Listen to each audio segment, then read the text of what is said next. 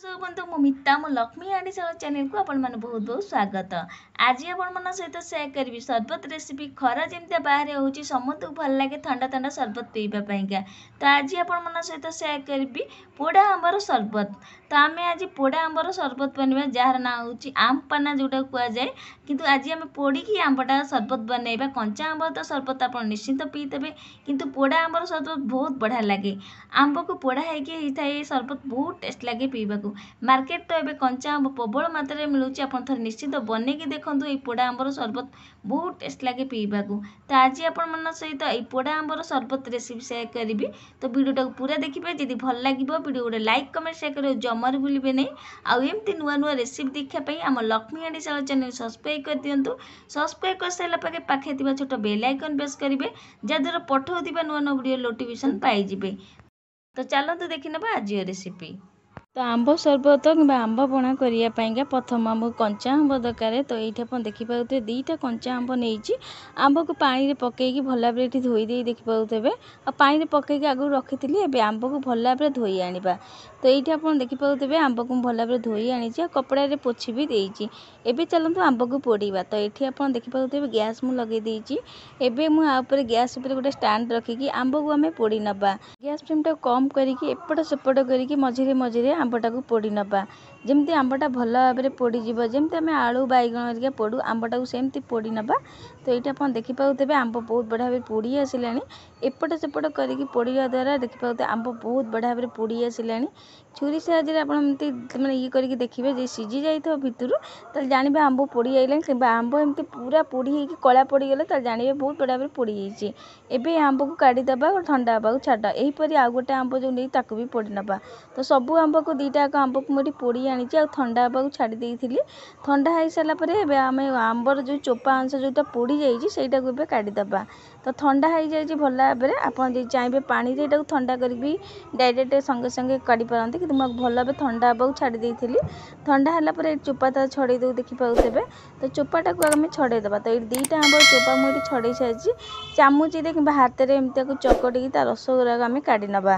तो आंब टिके गरम थिला सेतिपई चामुचीरे आग एमती रसगुरा काढ़ी नौची। तापर देखिपे हाथ में मुझे एमती भल भाव हाथ में भी काढ़ी नेबी। तो चामुचीरे काढ़ी पारे कि हाथ में भी भल भाव एमती रसगुरा काढ़ी नेबे। तो टाकुआरे बहुत रस थाए तो हाथ में भी भल भाव चिपुड़ी नेबे रसगुरा जमी बाहर जीव। तो ये आप मन रखिए चोपा गुरा पोड़ा जो था भल भाव बाहर करेंगे। तो ये गोटे चोपा मोर रही जाइए मुझे भी ये काढ़ी दूसरी कि पोड़ा अंश टिके लगे से चोपा जी आंबर जी थब सब जगह भल भाव काढ़ी नेबे।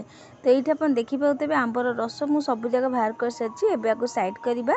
तो कड़े ये गैस रे बसई देती आउ ए 2 चामच खंडे जीरा दूची जीरा गुंड करवा से देखिए ये मुझे जीरा दे देती। जीरा को लो फ्लेम रे भाजी नवा। जीरा ये टिके भाजी हो सारापर गैस को लिभे ठंडा होगा छाड़ नवा। तो आम चटपटा गोटे मसला तैयारी करवा। प्रथम ग्राइंडर जार ये मुझे देदे पुदीना। तो ये आप देखिपे पुदीना डांग मु बाछी खाली पत्र नहीं पत्र ये मुझे 2 मुठा खंडे ये पत्र नहीं जहाँकि अधिका ये मुझे पुदीना पत्र नहीं।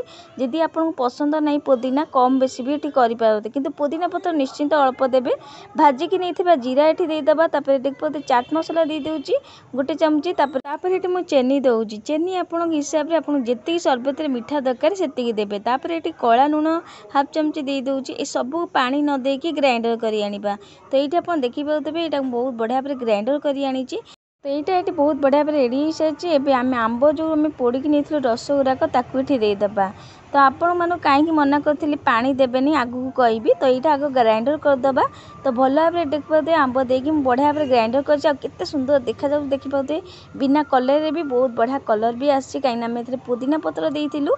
तो ये आप कहीं मना करी पानी देवेनि से कहूँ मन रखिए पानी देवे जदि ये खराब हो जाए। जदि आप स्टोर करने चाहती ताले ये पानी देवेनि पानी न देकी एमती ग्राइंडर करेंगे 7 ରୁ 8 दिन जाए कौन स्टोर करके फ्रिज रखिपारे। आउ जो सरबत इच्छा हे पीवा ए 2 चामच खंडे पकईकि सरबत करके पी पारती। जदि पानी देवे खराब हो तो ये मुझे रखिबिनी कहीं मुझे सब जाक सरबत बनईबी। तो ग्राइंडर जहाँ लगी से अल्प टिके पानी देकी भल भाव देदी। आउ ये देखिए फ्रिज पूरा चिल ठंडा पानी ये देती। ठंडा पानी देकी भल भाव मिसई नवा। तो यहाँ भल भाव में मुझे मिसई देती आउ एठी आपको जब मीठा कम लगुच चेनी गुंड दे पारती। तो ये सर्वर सर्व करने कि पीवाई रेडी हो सारी प्रथम 2टा ग्लास नहीं जाइए से बरफ खंडे खंडे दे देती आइस क्यूब। तो ये आम ठंडा पानी देलु आउ टे ठंडा करने मुझे देदी बरफ। तो आगुरी रखी करके आंबर रस 2 चामच देकी पुणी थे ठंडा पानी दे दी ठंडा ठंडा पानी देवे बहुत बढ़िया लगे ठंडा ठंडा यहाँ पीवाई पानी दे सारापर भल भाव मिसई सारापर टिके जीरा गुंड भजा जीरा गुंड तापर पुदीना पत्र सहित यहाँ सजेदेवा। तो ये आम रेडी हो गला आंबर सरबत बहुत टेस्ट लगे यहाँ पीवा। तो ये मुझे चाट मसला देती चाट मसला जगह आपड़ दे पारते दजीरा जदि आपको चाट मसला पसंद नुह ताले ये जजीरा दे पारती जो पैकेट दजीरा आसे ताकू भी दे पारती। तो ये देखो केते सुंदर देखा जाउची पीवाकूटा बहुत बढ़िया लगे। तो ये आम रेडी हो गला पोड़ा आंबर सरबत कि आमपना।